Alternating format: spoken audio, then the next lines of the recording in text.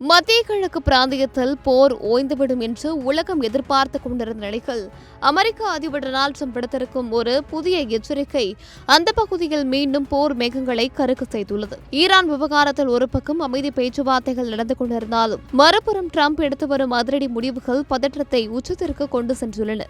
சமீபத்தில் ஈரான் தரப்பில் போரை முடிவுக்கு கொண்டு வருவதற்கான 14 அம்சங்களை கொண்ட ஒரு சமாதான திட்டத்தை அமெரிக்காவிடம் சமர்ப்பித்திருந்தது. ஆனால் அந்த திட்டத்தை ட்ரம்ப் ஒரு நொடியில் நிராகரித்திருப்பது மட்டுமின்றி ஈரான் மீது மீண்டும் தாக்குதல்கள் நடத்தப்படலாம் என்ற எச்சரிக்கையையும் விடுத்திருக்கிறார்.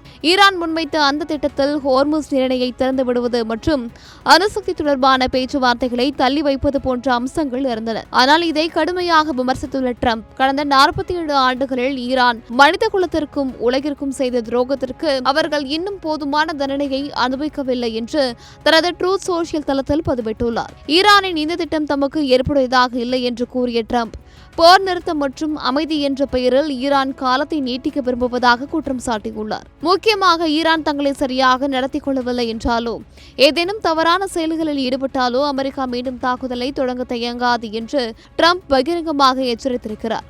பத்திரிகையாளர் ஒருவர் மீண்டும் நீங்கள் தாக்குதல் நடத்துவீர்களா என்று கேட்ட கேள்விக்கு நான் இப்போது அதை சொல்ல விரும்பவில்லை, ஆனால் அவர்கள் மிஸ்பிஹேவ் செய்தால் அது நடக்க வாய்ப்பு இருக்கிறது என்று அவர் பதிலளித்துள்ளார். ட்ரம்பின் இந்த மிஸ்பிஹேவ் என்ற ஒற்றை சொல் ஈரான் மீது மீண்டும் ஒரு பிரம்மாண்டமான ராணுவ தாக்குதலுக்கு வழிவகுக்குமோ என்ற அச்சத்தை உலக நாடுகளிடையே ஏற்படுத்தியுள்ளது.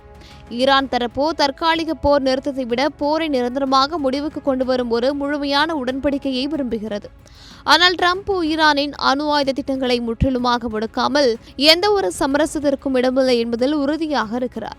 பாகிஸ்தான் மத்தியஸ்தத்தில் ராஜதந்திர முடிவுகள் ஒருபுறம் நகர்ந்தாலும் ட்ரம்பின் இந்த ஆக்ரோஷமான போக்கு பேச்சுவார்த்தை மேசையை விட போர்க்களத்தையே அதிகம் விரும்புகிறாரோ என்ற சந்தேகத்தை எழுப்பியிருக்கிறது. மத்திய கிழக்கு பிராந்தியத்தில் அமைதி திரும்புமா அல்லது ட்ரம்ப் எச்சரித்தது போல மீண்டும் ஒரு போர் வெடிக்கப் போகிறதா என்பதை பொறுத்திருந்துதான் பார்க்க வேண்டும். Giriya's summer sale. Buy any AC and get free 2 nights, 3 days holiday package.